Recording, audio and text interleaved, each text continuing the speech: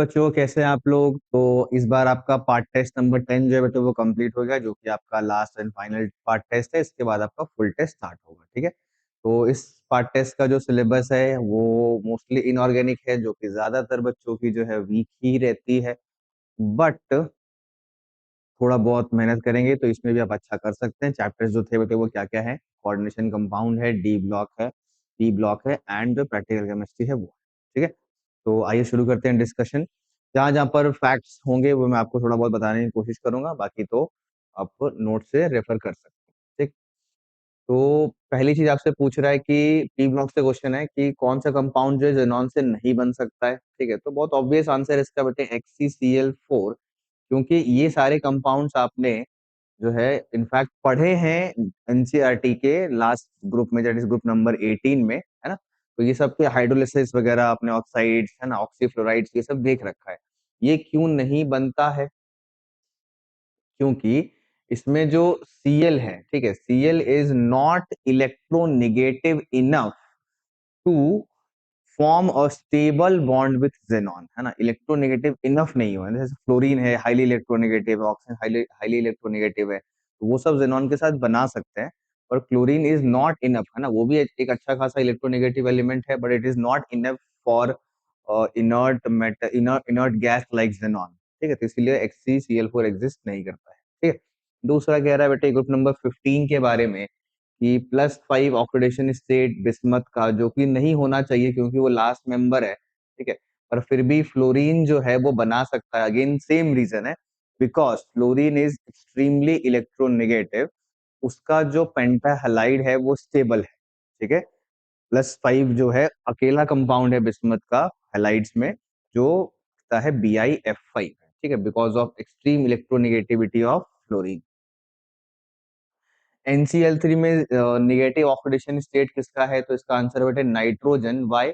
Because nitrogen and chlorine में more electronegative element जो है वो आपका नाइट्रोजन, ठीक है। तो नाइट्रोजन का -3 हो जाएगा और क्लोरीन का जो है वो +1 ऑक्सीडेशन स्टेट हो जाएगा, okay.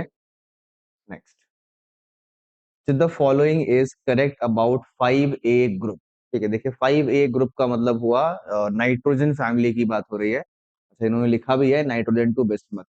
Thermal stability gradually increases, ये आपका इनकरेक्ट है बेटे, है ना। इन्होंने क्या बोल रहा है? करेक्ट बोल रहे हैं, है ना। नहीं नहीं, ये इनकरेक्ट है, ये इनकरेक्ट है, ठीक। The ease of preparation gradually increases, नहीं ये भी गलत है, ठीक है। The electron pair donating nature gradually decreases, हाँ ये करेक्ट है बेटे, ये बिल्कुल करेक्ट है। क्योंकि जैसे पूछा जाए कि बेसिक कैरेक्टर का, है ना, इलेक्ट्रॉन पेयर डोनेटिंग नेचर का मतलब क्या है? बेसिक कैरेक्टर, है ना।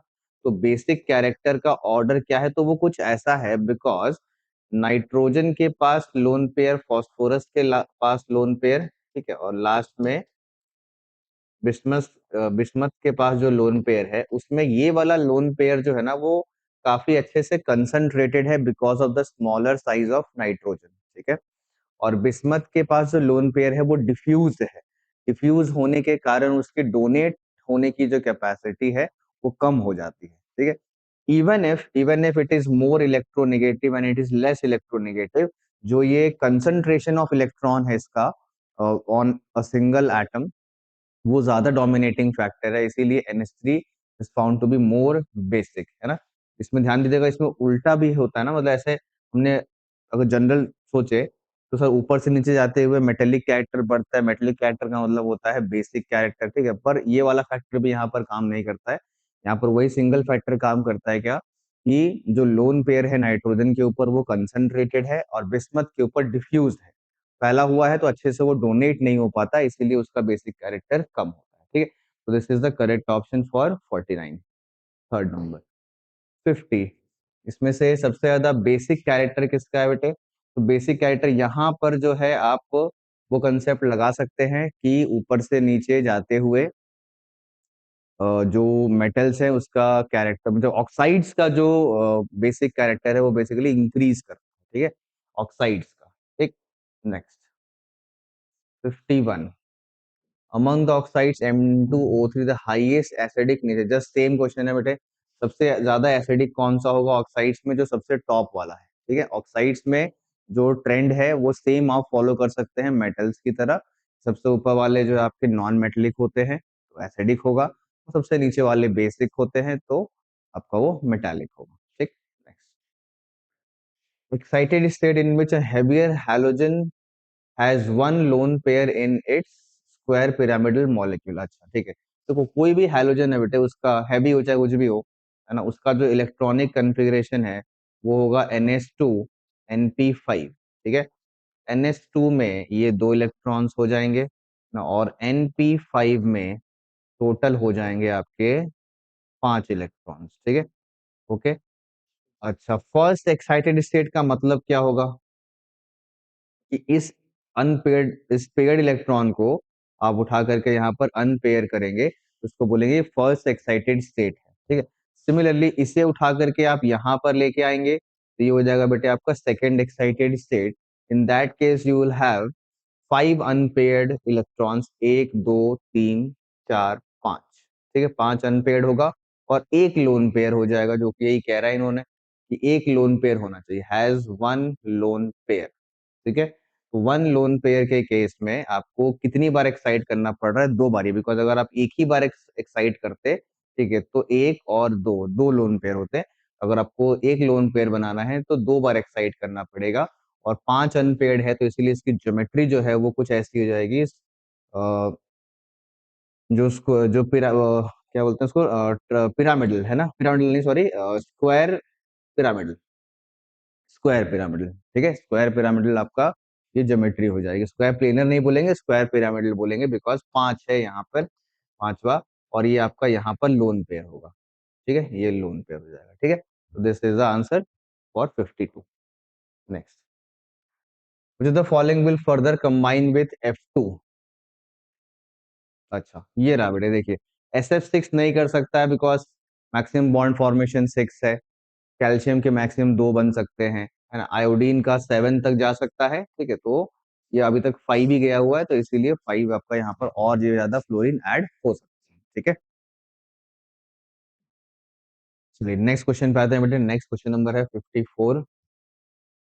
कह रहा है इनमें से कौन सा हैलोजन जो है वो ऑक्सीजन गैस देता है जब उसको वाटर से ट्रीट किया जाए। ठीक है, तो देखिए Cl2 प्लस वाटर, है ना, क्या बनता है बेटे? इससे बनता है HCl प्लस HClO3। ठीक है, ये सेम कहानी होती है ब्रोमीन के साथ, और सेम चीज होती है आयोडीन के साथ। ठीक है, मतलब सब में पानी ऐड करने पे क्या बनता है बेटे? जनरल फॉर्म लिख दे रहा हूँ, HX बनता है। ठीक है, और HXO3 बनता है। ठीक है, लेकिन जब फ्लोरीन के साथ रिएक्शन कराते हैं F2 प्लस H2O, है ना, ये कंप्लीटली एक याद करने वाली चीज थी जो कि पी ब्लॉक से पूछा गया है, 17 ग्रुप से। ठीक है, तो HF और O2 बनता है, HF और O2 बनता है। ठीक है, तो इसीलिए आंसर हो जाएगा बेटे फ्लोरीन। ओके। नेक्स्ट, इनमें से कौन सा अभी तक जो है वो रिएक्ट नहीं किया बेटे फ्लोरीन के साथ? देखिए इन सभी में अगर इनर्टनेस की बात करें तो आर्गन जो है, क्योंकि उसका साइज भी बहुत छोटा है और इनर्ट गैस कन्फिग्रेशन है, खुद ही इनर्ट गैस है वो। ठीक है, तो इसीलिए इस बहुत ज्यादा लेस रिएक्टिव होता है। इसके इलेक्ट्रॉन्स जो है बहुत कंसंट्रेटेड है ना अपने न्यूक्लियस के अराउंड, तो इसीलिए वो किसी से भी ओवरलैप करने को, शेयर करने को रेडी नहीं होते हैं। ठीक है। नेक्स्ट, इनमें से फॉल्स स्टेटमेंट कौन सा है? तो radon is obtained by the decay of radium, ये बिल्कुल करेक्ट है बेटे। Helium is an inert gas, ये तो बिल्कुल ही करेक्ट है। Xenon is the most reactive, हाँ ये भी सही है। Most abundant rare gas xenon नहीं होगा बेटे, ये आर्गन होगा। ठीक है, तो मोस्ट अबंडेंट रेयर गैस जो है वो आर्गन है, इसीलिए ये वाला आपका फॉल्स है, तो आंसर हो जाएगा 4। ठीक है, फैक्चुअल है, समझ में आ रहा है आपको। Next 57, molecular nitrogen is less reactive than the molecular oxygen, ये भी करेक्ट है बिकॉज N2 के अंदर ट्रिपल बॉन्ड होता है, साइज भी छोटा है, बॉन्ड डिसोसिएशन एंथैल्पी भी ज्यादा है। Bond length of N2 is longer, नहीं ये तो गलत हो गया, ट्रिपल बॉन्ड का बॉन्ड लेंथ कम होगा बेटे ना। तो this is true, this is false, तो assertion is true, reason is false. Option number 3, 57। 58, हाँ जी, देखिए ये आ गया कलरलेस, जो कि आपका सबसे लेस फेवरेट क्वेश्चन होता है भाई, क्योंकि इसमें कहीं से भी रैंडमली कोई भी कलर पूछ रहा है, ठीक है। तो थोड़ा बहुत देखिए कुछ कर सकते हैं, तो क्या कर सकते हैं कि जहां पर सारे के सारे पेयर्ड इलेक्ट्रॉन हो या फिर एक भी इलेक्ट्रॉन ना हो डी में, वो कलरलेस होता है, ठीक है। ये बात बस हम लोग जानते हैं, इसके अलावा सब कुछ याद ही करना पड़ता है भाई। तो Zn2+ जो है वो आपका एक ऐसा आयन है जिसमें कि कलरलेस हो जाएगा, तो Z का हो जाएगा, मतलब डी का हो जाएगा Q, डी का Q जो है तीन तीन ऑप्शन में। अच्छा जी, उसके बाद देख लेते हैं भाई, ई के लिए सभी जगह आर है, इसका मतलब अभी भी तीन तीन ऑप्शन में है, ठीक है भाई। अब क्या कर सकते हैं इसके बाद, तो फिर आपको याद ही करना होगा बेटे, देख लीजिएगा नोट्स में, ठीक है। मैं आपको बता देता हूँ, ये आपका येलो कलर का होता है, इसका मतलब ए के लिए एस हो गया, ठीक है। और ये आपका ग्रीन कलर का, ठीक है, Fe2+, ठीक है। तो ये हो जाएगा बी का पी, इसका मतलब फोर्थ ऑप्शन 58, ठीक है। ये कहाँ मिलेगा बेटे, ये मिलेगा आपको प्रैक्टिकल केमिस्ट्री में, ठीक है। दैट इज जो प्रिंसिपल से रिलेटेड टू प्रैक्टिकल केमिस्ट्री वाला चैप्टर है उसमें मिलेगा, ठीक है। नेक्स्ट 59, ये आपका डी ब्लॉक से element with the highest second ionization enthalpy, ये होगा सिंपली क्या बेटे, कॉपर। क्यों? बिकॉज कॉपर की कॉन्फ़िगरेशन होती है 3d10 4s1, एक निकल गया, दूसरा निकालने में बहुत ज्यादा एनर्जी लगेगी, तो ए का आर हो जाएगा, क्योंकि वो फुल्ली फिल्ड डी ऑर्बिटल हो गया, ठीक है।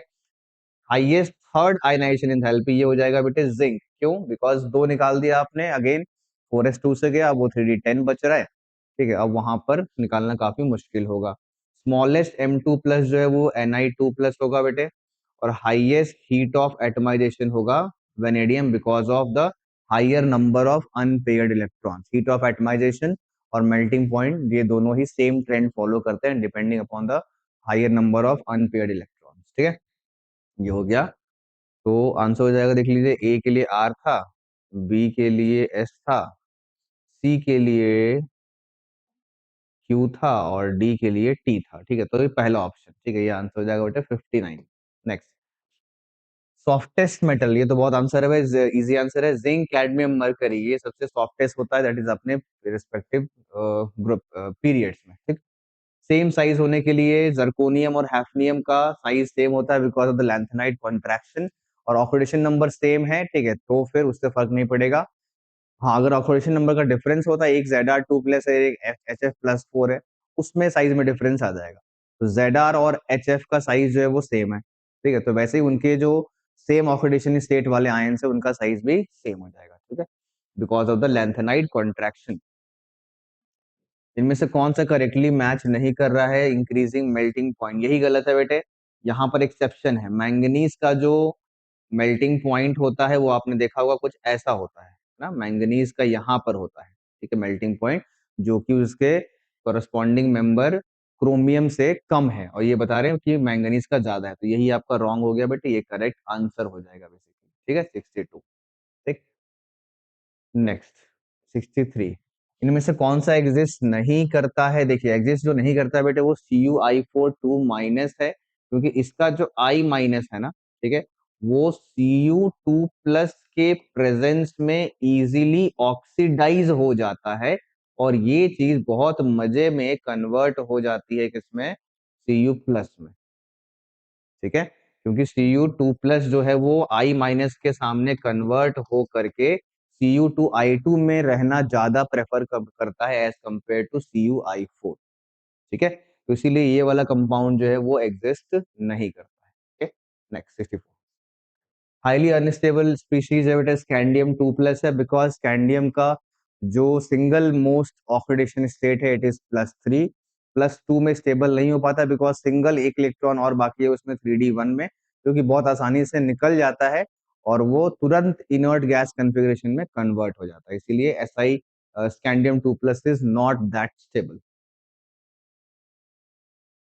MF3 टाइप का जो कंपाउंड है वो कौन बनाता है, तो आपको ये कहाँ से बेटा, अगेन ये डी ब्लॉक से है, डी ब्लॉक में आपने कॉमन ऑक्सीडेशन स्टेट पढ़े हुए हैं, जैसे क्रोमियम के लिए +3+6 कॉमन होता है, कोबाल्ट के लिए +2+3 कॉमन होता है, कॉपर के लिए +1+2, और निकल के लिए +2+4, ठीक है। तो इन्होंने +3 वाला बोला हुआ है, MF3 का मतलब +3 होता है, chromium and cobalt, that is A and B, because दोनों में ये +3+3 आता है, ठीक है। Next, melting point of Mn is less than that of, हाँ ये बिल्कुल करेक्ट है, अभी अभी मैंने आपको बताया था एक्सेप्शन वाला पार्ट, जिसमें कि Mn जो है वो नीचे बनता है, वो एक्सेप्शनली लो होता है, Mn has more number of unpaired electron, ये करेक्ट है, बट ये इसका रीजन नहीं है, बिकॉज मैंने क्लास में बताया है melting point of Mn is exceptionally low because of its complex structure, not because of the higher number of unpaired electrons. ठीक है, तो इसीलिए आंसर हो जाएगा बेटे सेकंड वाला, both the reasons and statements are correct but it is not the correct explanation.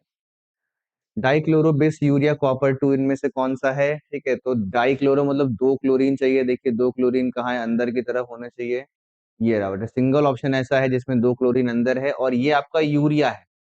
Urea का जो फॉर्मुलेशन है वो NH2CONH2 होता है, उन्होंने भी वैसे ही कुछ लिखा है, CO को एक साथ कर दिया और NH2 को दो बार लिख दिया, मतलब CO, ठीक है, ऐसे करके C double bond O, C और NH2 ऐसे करके दो बार ही लिख दिया उन्होंने, है ना, ठीक है, बात वही है, NH2CONH2 यूरिया। 68। अच्छा, ये आ गया बेटा आपका कोऑर्डिनेशन कंपाउंड से, A3B3 में दो टाइप के आइसोमर मिलते हैं, एक होता है फैक और एक होता है मर। इन्होंने कहा है कि तीन सेम लिगेंड्स हैं सेम फेस पे, तो इसका मतलब उसको बोलते हैं क्या बेटे, फैक आइसोमर। ठीक है, कुछ ऐसा दिखता है, ये अगर यहाँ पर हम बनाएं,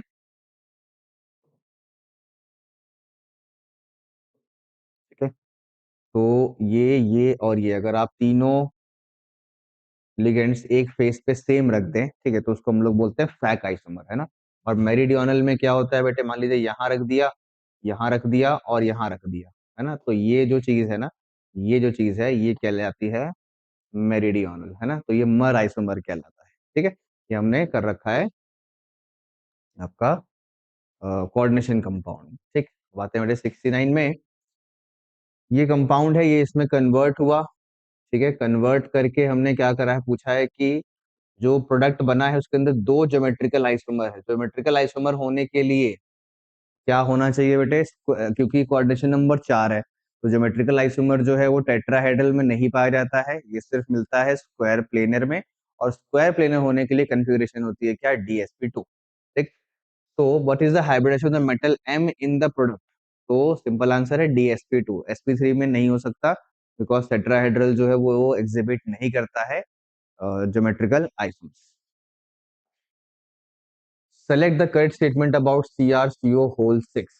अच्छा, CR का ऑक्सीडेशन नंबर यहाँ पर हो गया बेटे 0, ऑक्सीडेशन नंबर 0 है तो कन्फिग्रेशन क्या हो जाएगी इसकी, 3D5 4s1। ठीक है, और क्योंकि CO एक स्ट्रॉन्ग लिगेंड है, तो ये सभी के सभी जो 6 इलेक्ट्रॉन्स हैं वो आपके हुंस रूल के अगेंस्ट पेयर हो जाएंगे, और ये दो डब्बा खाली हो जाएगा, तो इसका मतलब ये इनर ऑर्बिटल कॉम्प्लेक्स बनेगा और हाइब्रिडाइजेशन हो जाएगी T2sp3। ठीक है, सभी पेयर हो गए, ठीक है, जैसे कि NiCO होल 4 में होता है। ठीक, नेक्स्ट 71। अगेन ये आपका कलर वाला क्वेश्चन आ गया बेटे, इसको आप देख लीजिएगा भाई, जैसे कलर है याद ही करना होता है। ठीक है, मुझे ध्यान में नहीं है क्या बोल रहे हैं कलर में ये। ठीक है, चलिए खैर, नेक्स्ट 72 पे आ जाइए, the following statements is are correct. Primary valencies are non ionizable, ये बिल्कुल करेक्ट बात है भाई, प्राइमरी वैलेंसीज नॉन आयनाइजेबल होती है, सेकेंडरी, एक minute, sorry sorry sorry, primary valencies ionizable होती है और सेकेंडरी नॉन आयनाइजेबल होती है। ठीक है, तो ये रॉन्ग हो गया। ठीक, secondary valencies are normally ionizable, नहीं, ये भी रॉन्ग हो गया। प्राइमरी वैलेंसी दे दे दिस, अच्छा, प्राइमरी वैलेंसी जो है वो ऑक्सीडेशन नंबर के बराबर होता है बेटे, तो +3 +2 +2, तो इसका मतलब ये करेक्ट हुआ 3 2 2। Secondary valency is equal to the coordination number, ये भी करेक्ट है, तो C and D। ठीक है, C and D, है ना। जो सेकेंडरी वैलेंसी है वो जनरली फिक्स होती है, 4 या 6 होता है, ठीक है, और जो प्राइमरी होती है उसका रेंज थोड़ा ज्यादा होता है, 2 से मतलब +2 से लेकर के +6 +7 तक जाता है सेकेंड प्राइमरी वैलेंसी। ठीक, इनमें से कौन सा इनकरेक्ट है? देखिए भाई, ये वाला बिल्कुल करेक्ट है बेटे, क्योंकि जब ये कंपाउंड को आप फॉर्मुलेट करेंगे तो 6NH3 अंदर की तरफ होगा, ठीक है, और 3Cl बाहर होगा, तो साफ साफ है कि इसका एक मोल जो है वो आपको 3 मोल्स ऑफ Cl दे रहा है, तो वो 3 मोल्स ऑफ AgCl में कन्वर्ट हो जाएगा। ये करेक्ट हुआ, इन्होंने इनकरेक्ट पूछा है। वैसे ही ये देगा 5 मोल्स ऑफ, नहीं, ये यही आपका इनकरेक्ट है बेटे, दिस इज रॉन्ग, रॉन्ग, है ना, तो ये आंसर हो जाएगा, बिकॉज इससे क्या मिलने वाला है, 5NH3 अंदर होगा और एक Cl अंदर होगा, 5 NH3 और 1 Cl, कोऑर्डिनेशन नंबर 6 पूरा हो जाएगा। 2 Cl होंगे बाहर, इसका मतलब इसका 1 मोल जो है वो 2 मोल्स ऑफ AgCl देगा, ना कि 5 मोल्स। ठीक है, तो this is the correct incorrect option. ठीक है, ये आपका आंसर हो गया बेटी 73 का। नेक्स्ट 74, इसमें ये है कि इनऑर्गेनिक में बेनिफिट होता है बेटे कि अगर आता है, ठीक है, समझ में आता है, तो आपको टाइम नहीं लगेगा, ये मतलब आपको बहुत सारे कैलकुलेशंस एंड न्यूमेरिकल्स नहीं करने होते हैं, बस आप फैक्ट्स पढ़ पढ़ के जो है आगे बढ़ सकते हैं। टाइम बचेगा इसके अंदर, पर यह है कि थोड़ा सा लेस स्कोरिंग जो है इनऑर्गेनिक रहता है। और अगर आपने पढ़ाई की है, याद किया है, आपके फैक्ट्स अच्छे हैं, ठीक है, तो आप इसमें बहुत आसानी से बहुत अच्छा स्कोर कर सकते हैं। ठीक। Next, which is the following statement regarding double salt and complex salt is not correct? Double salt dissociate into simple ions completely. वो ये बिल्कुल करेक्ट है, इन्होंने नॉट करेक्ट पूछा है तो ये नहीं होगा। Carnallite is an example of complex salt, ये गलत है बेटे, और इन्होंने इनकरेक्ट पूछा है तो ये होगा। ठीक है, complex salt do not dissociate into simple, हाँ ये करेक्ट है ना, इन्होंने इनकरेक्ट पूछा है। पोटेशियम फेरोसाइनाइड एग्जाम्पल नहीं, ये गलत है बेटे, पोटेशियम फेरोसाइनाइड जो है वो आपका एक कॉम्प्लेक्स सॉल्ट है, डबल सॉल्ट नहीं है। ठीक है, तो जो गलत हुआ वो हुआ B and D, तो ऑप्शन हो गया number 3, B and D is the wrong answer. ठीक है, चलिए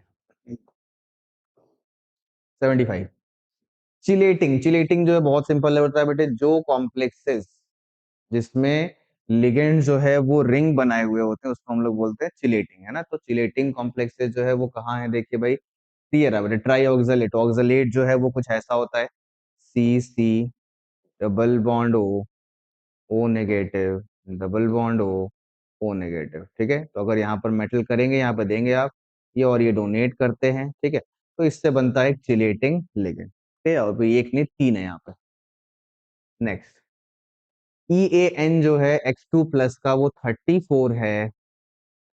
अच्छा, एटॉमिक नंबर 28 है, मोर देन, अच्छा ये EAN का जो फॉर्मूला होता है बेटे वो क्या होता है, EAN इज इक्वल्स टू होता है atomic number minus oxidation state plus twice of coordination number, जो कि X मान लिया हमने। ठीक है, तो ये हो गया बेटे 26, इधर गया 8 हो गया, तो X की वैल्यू आ गई 4। तो ये बहुत सिंपल क्वेश्चन हो गया कि कितने कोऑर्डिनेशन नंबर है, तो वो है 4।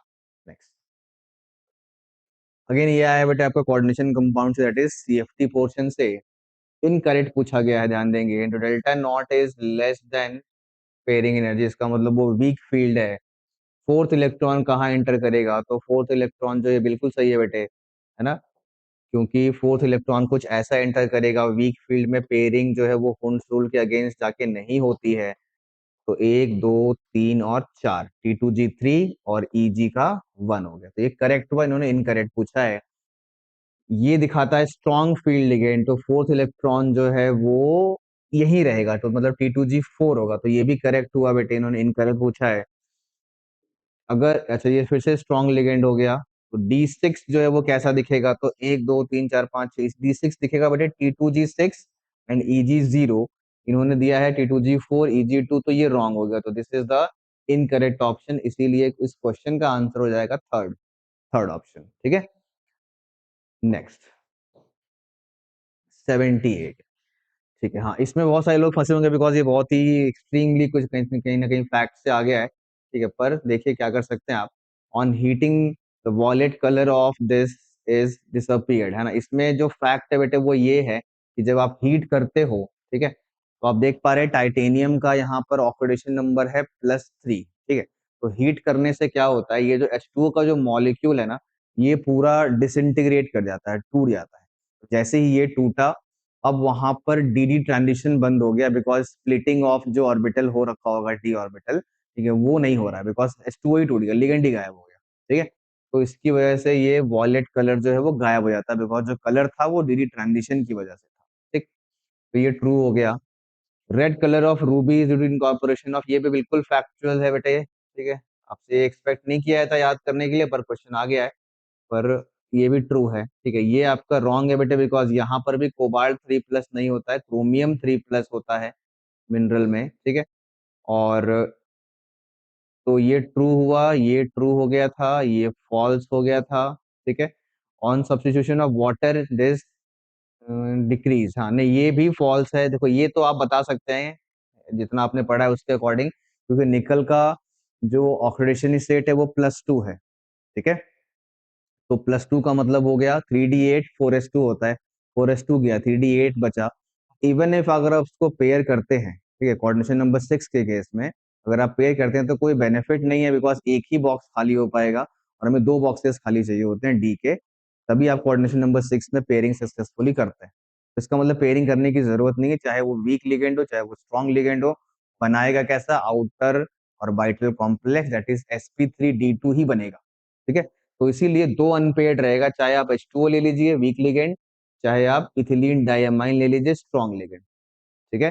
तो इसीलिए मैग्नेटिक मोमेंट जो है वो डिक्रीज या इंक्रीज कुछ भी नहीं करेगा, नो चेंज, तो इसलिए दैट इज वाई ये वाला ऑप्शन जो है फॉल्स है। तो true true and false false, ठीक है। ये हो गया आपका 78। नेक्स्ट 79, तो आइसोमर, ये तो बहुत सिंपल है बेटा, देखिए ये बी और बी जो है ये आपका अपोजिट साइड में रखा है, इसका मतलब ये कौन सा आइसोमर हुआ, ट्रांस आइसोमर हो गया, ठीक है। तो ये आपका one of the simple questions आ गया भाई। 80, विल्किंसन कैटलिस्ट, हाँ इस वाले क्वेश्चन में बहुत सारे लोग फंसे होंगे, देखिए क्या है बताता हूँ।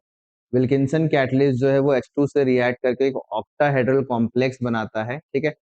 तो इसका एटॉमिक नंबर भी दे रखा है बेटे, तो वो जो कॉम्प्लेक्स बनता है वो कुछ ऐसा होता है RH, ठीक है, H2Cl, है ना, और आपका PPH3 that is triphenyl phosphine thrice, ठीक है। ये वो ऑक्टाहेड्रल कॉम्प्लेक्स है जो कि H2 और विल्किंसन कैटलिस्ट के प्रेजेंस में बनता है, ठीक है। तो पहला बात जो कह रहा है आपसे कि जो द फॉलोइंग इज करेक्ट, इन्होंने बोला है कि करेक्ट कौन सा है, ठीक है। तो इट इज पैरामैग्नेटिक, आइए देखते हैं भाई।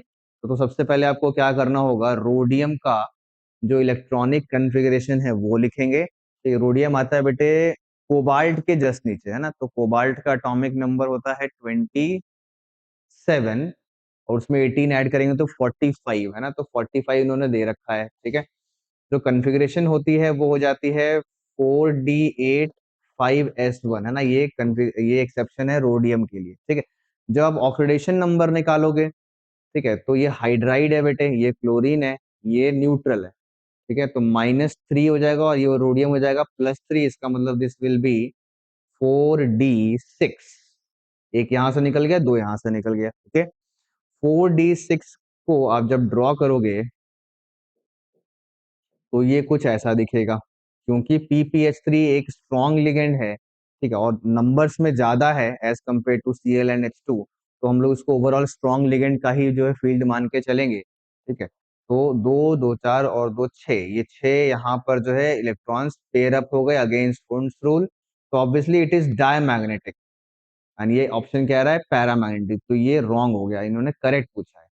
IUPAC name is chlorido hydrido tris rhodium 3, hybridization of RH is this, ठीक है।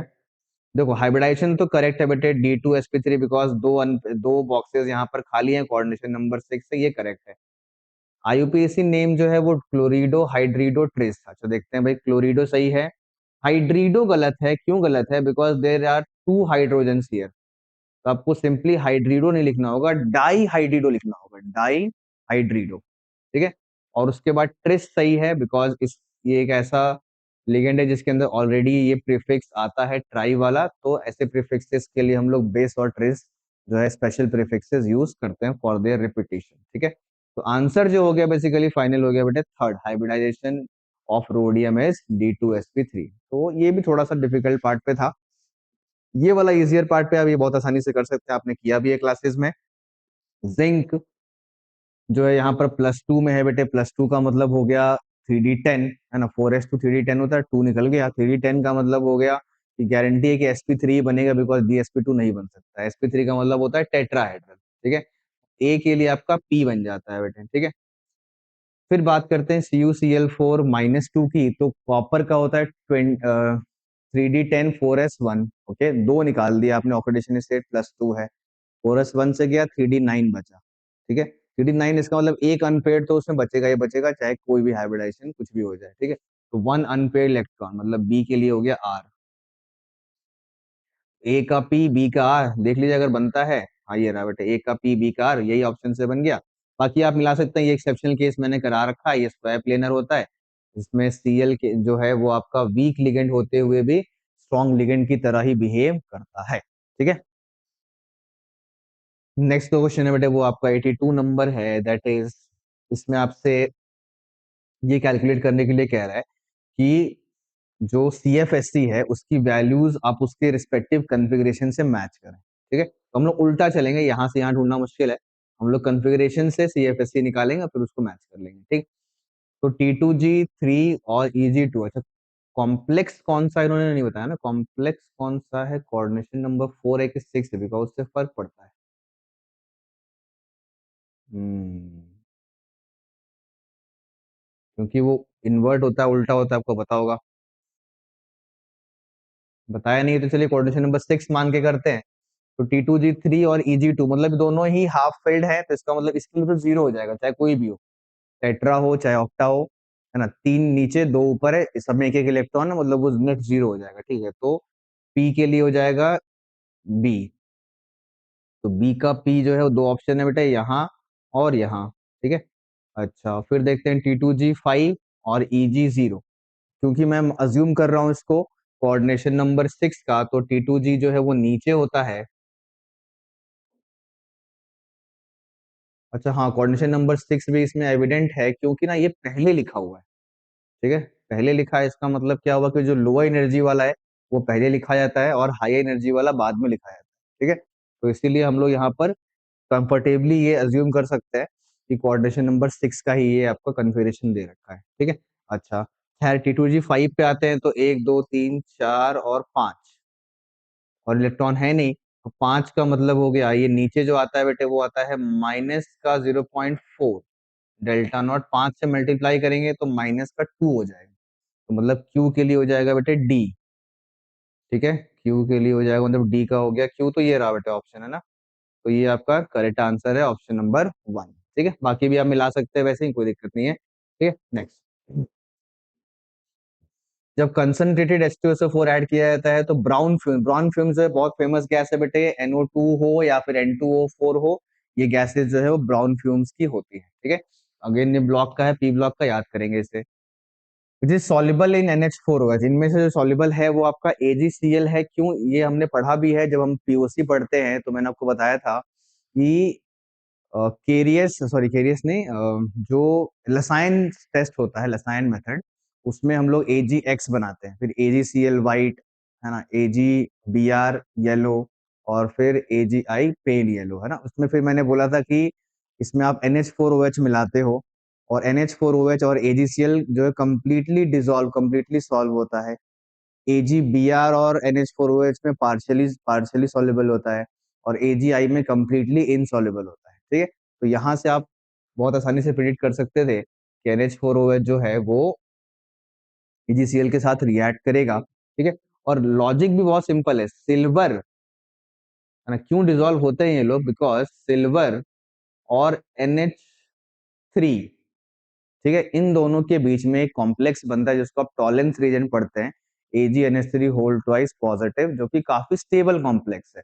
इस कॉम्प्लेक्स का फॉर्मेशन कांस्टेंट बहुत ज्यादा है, इसलिए ये दोनों तुरंत रिएक्ट करते हैं, है ना, और बहुत आसानी से वो डिसॉल्व हो जाता है उसके अंदर। ठीक, नेक्स्ट, नेस्लर्स रिएजेंट जो है वो किसको डिटेक्ट करने के लिए इस्तेमाल करते हैं बेटे हम लोग, तो वो है बेटे NH4 प्लस, अमोनिया की डिटेक्शन नेस्लर्स रिएजेंट से हो सकती है, जो कि होता है K2HgI4। जब आप NH4 प्लस हो या फिर अमोनिया हो, उससे फर्क नहीं पड़ता है, एक ही बात है। ठीक है, इससे एक PPT बनता है, ठीक है, ब्राउन कलर का PPT होता है as far as remember, amino iodo mercurate, है ना, तो ये आपका जो ब्राउन कलर का PPT है, जो कि आपको बताता है कि वहां पर क्या प्रेजेंट है बेटे, अमोनिया प्रेजेंट है। ठीक है, Nessler's reagent. Next, incorrect statement इनमें से कौन सा है, Cu2 plus gives chocolate coloured PPT with potassium ferrocyanide, potassium ferrocyanide का फॉर्मूला है बेटे K4FeCN होल 6। ठीक है, जब इसको हम लोग Cu2 प्लस से डिसॉल्व करते हैं तो K4 हट करके वहां पर Cu2FeCN होल 6 बन जाता है। ये कॉम्प्लेक्स हमने पढ़ा भी है, एक ये एक प्रकार का आपका आर्टिफिशियल या फिर man made semi permeable membrane होता है, जो कि हमने सॉल्यूशन चैप्टर में डिस्कस किया था। ठीक है, कलर डिस्कस नहीं किया था, कलर इसका बेटा चॉकलेट कलर का होता है, ठीक है, ये फैक्चुअल बात यहाँ पर आई है, ठीक है, ये वाला आपका करेक्ट है, इन्होंने इनकरेक्ट पूछा, ठीक है। Cu2 plus and Na2 plus gives black PPT with H2S, ठीक है, नहीं ये थोड़ा सा गड़बड़ है, Na2 प्लस और Cu2 प्लस के ग्रुप्स जो है वो अलग अलग है, तो वो दोनों ही H2S से सेम टाइम पे आपका रिएक्ट नहीं कर सकते, ठीक है, तो इसीलिए ये वाला आपका रॉन्ग हो गया, यही आंसर हो जाएगा। Ferric ion gives blood red, ये तो आपने पढ़ा भी हुआ है बेटे, है ना, ये करेक्ट है। Cu2 plus gives red color during the borax bead test in the reducing flame, हाँ ये भी करेक्ट है, बिकॉज बोरेक्स बीट टेस्ट में रेड्यूसिंग फ्लेम में ये रेड कलर देता है, ठीक है, और ऑक्सीडाइजिंग फ्लेम में जो कॉपर 2 प्लस है वो स्काई ब्लू कलर देता है, ठीक है, ये सब लर्न करना पड़ता है भाई, याद है तो अच्छी बात है, और नहीं तो चुपचाप आगे बढ़ जाए, है ना, कोई इसमें फालतू दिमाग लगाने की जरूरत नहीं है। ठीक, नेक्स्ट। ये सब जो है रखे गए हैं क्योंकि ये बहुत ही ज्यादा इनसॉल्युबल क्या बनाते हैं बेटे, कोलाइड्स कह रहा हूँ, क्लोराइड्स बनाते हैं, ठीक है, AgCl, Ag2Cl2 है ना, PbCl2, इनके केएसपी बहुत कम होते हैं इनके क्लोराइड्स के, दैट इज वाई ये सब एक ही ग्रुप में सिंगल रखे जाते हैं। 88। ब्लड रेड कलर जो है वो मिलता है बेटे Fe3 प्लस और HCN माइनस के कॉम्बिनेशन से, ठीक है, ये हमने रिएक्शन पढ़ा है, कुछ ऐसा होता है Fe3 प्लस HCN माइनस, ये बनता है FeSCN होल थ्राइस, तो यही आपका ब्लड रेड कलर होता है, ठीक है, न्यूट्रल FeCl3 की प्रेजेंस में। नेक्स्ट, बोरेक्स बीट टेस्ट में कौन सा कंपाउंड बनता है बेटे, तो वो है मेटाबोरेट्स, है ना, चाहे वो सोडियम का मेटाबोरेट हो NaBO2 हो या फिर कॉपर का मेटाबोरेट हो, बनता मेटाबोरेट्स ही है, ठीक है, मेटाबोरेट्स का मतलब होता है BO2, ठीक।